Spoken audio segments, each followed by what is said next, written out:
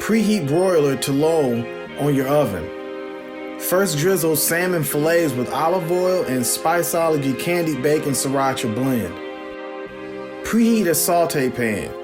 Once preheated, add oil and salmon, searing on both sides for 2 minutes. Add a pat of butter to finish.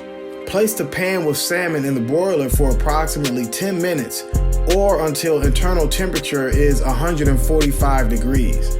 Measure 1 cup of couscous and place in a bowl. Boil 1 1/4 cup of chicken broth in a pot. Once boiling, remove and pour over couscous and cover bowl to cook for approximately 5 minutes. Heat a saute pan. Add oil, diced tomatoes, and spinach to the pan, cooking for 2 minutes. Once the couscous is cooked, add olive oil and fluff. Then add tomatoes and spinach, blending it together. Drizzle with lemon juice and then finish the dish with a sprinkle of Spiceology Candied Bacon Sriracha blend to finish. Now enjoy.